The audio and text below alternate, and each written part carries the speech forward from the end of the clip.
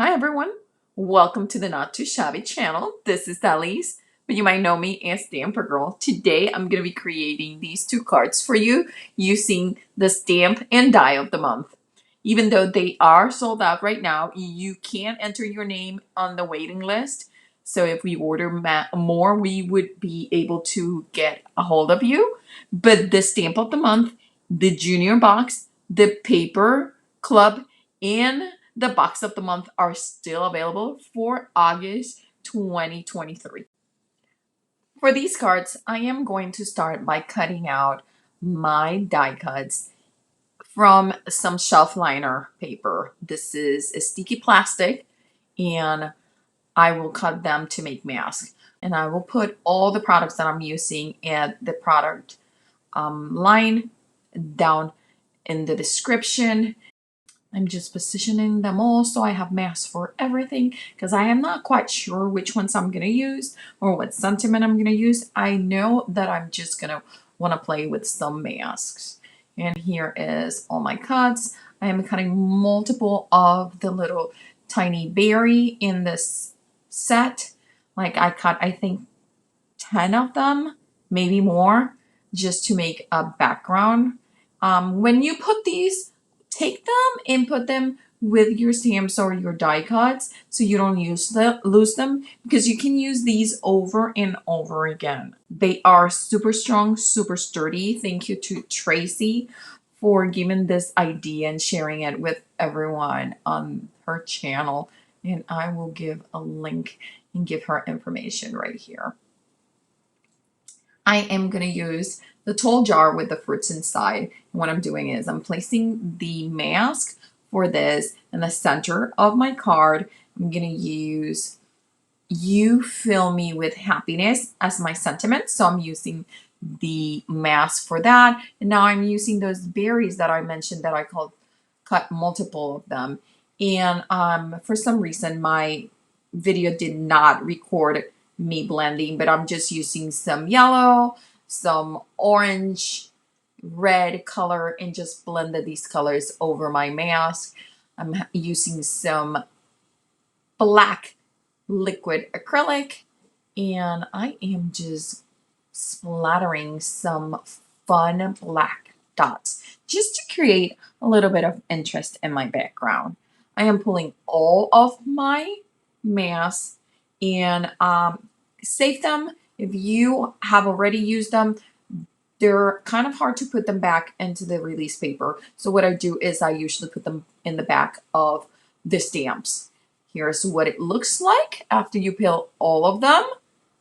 And now I'm going to position my clear stamps. And it's very easy to position them because this is dark white with the background that is so colorful.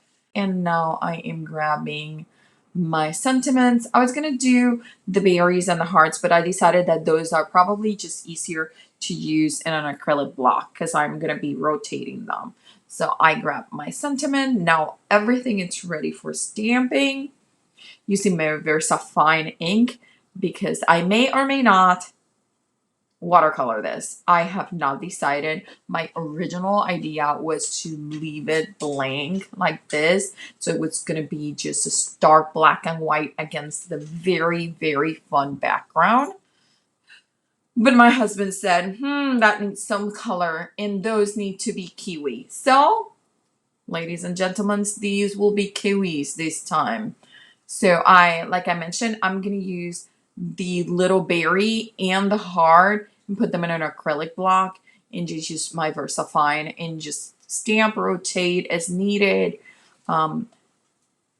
It's hard to tell which way the berry should go, so I'm just rotating it as I please so they're not all facing the same way and just having a little bit of fun with it. And I have a baby wipe on my left hand because as I am stamping, if there's a little bit of the VersaFine that touches my silicone mat, I will clean it up immediately so I do not then press my hand and get an oopsie somewhere, okay? Because been there, done that, got the t-shirt for it. So I am finishing with my tiny little hearts. I adore the way this is looking. And Seriously, I could have left it like this, no coloring. And I think that would have been a fun card, maybe with some glittery goodness on the fruits. But I'm telling you, my husband convinced me that those needed to be kiwis. So I brought some 3 different shades of green. I'm going to create a wash with these inks. And what I do is I press my ink lid into my pad, and then I grab the ink that is transferred into that lid. I'm just adding a little bit of water and very, very loosely adding darker colors into darker colors. So you see me press that lid again to transfer some of the ink and then bring it to create more shadows. And I am almost done with these kiwis. Then I decided, well, if the ones in the jars are kiwis, those circle berries that I called them before, they should be kiwis too. And I was gonna use that brown that I had before, but it had a lot of red, and I didn't think that would transfer correctly into the idea of a kiwi. So I'm bringing this cream color for my lighter base or my lighter wash. And now I'm bringing this darker brown, and I'm just, again, super, super loosely giving you the idea of kiwis. And I'm adding a little bit into the kiwis that are inside, like I didn't cut them correctly, and it still has a little bit of the skin.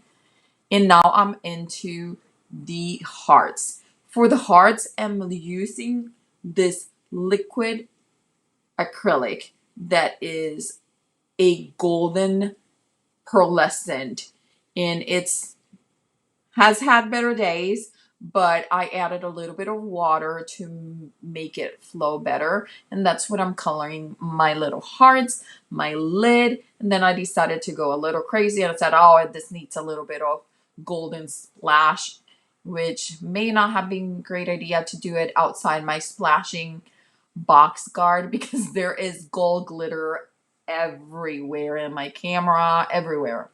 And I was having ideas, maybe yes, maybe no.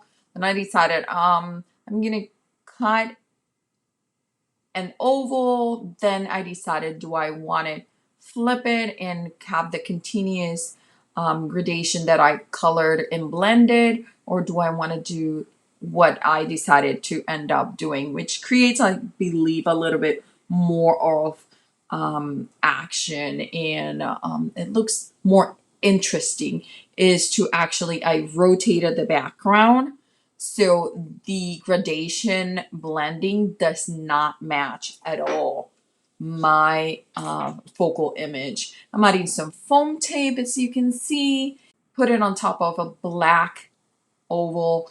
Look how much action and how much vivid and how much interesting this is.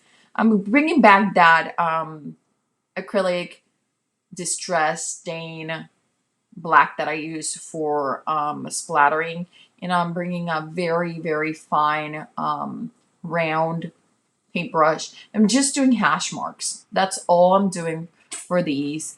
Nothing special. I just wanted a little bit of interest because the stitch rectangle that I use have a different proportion to my A2. So it has a little bit more space, and I wanted just for it to be more cohesive. Using my ATG gun to glue my frame oval background. Here I'm looking to see which way I needed to rotate it to make sure. And gluing the black oval that has my focal image. And this card is done. And then I was like, well, I have some leftovers from when I cut that frame. I'm like, I think I can make a card with this because I cut out that panel to be an A2 size. So I cut all 3 little pieces that were leftovers, and I'm gonna make a card out of this. I'm figuring out which way I want this to go.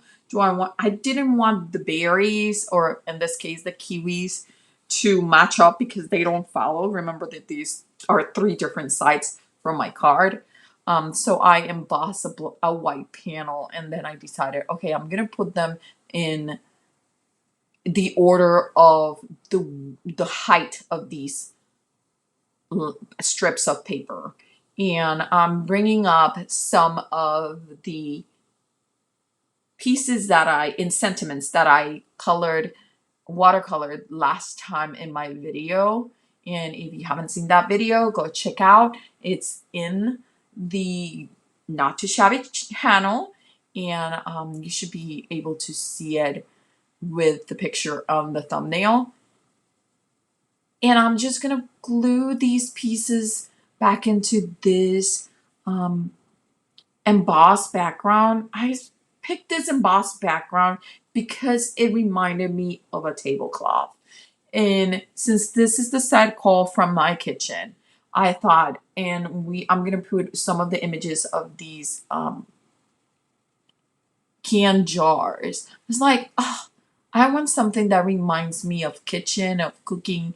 So I am placing my stripes just so I have little bits of yellows here and there. They're not all in one side. So there's a little bit on the right, a little bit on the middle.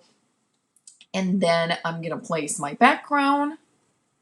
Plenty of tape because embossed backgrounds require a little bit more of tape just so they don't pull out. And I am fussing around about which images. I really wanted to use all 3 images plus the sentiment, and then I decided against it. I decided, you know what, this just calls for 1 image to really have that focal point and interest. And that's what I'm going to do. I'm going to add some foam tape, place my sentiment, and then fuss around about if I want it a little bit higher or lower, where I'm going to put that jar of jam. So you see, I'm just testing it around, not putting too much pressure so I can move it around. And here's my second card. And I actually love my 2 cards. I think from where I started to what I ended up with, they're completely 2 different cards, but love them both. So what do you guys think of the evolution of these 2 cards? Let me know down in the comments.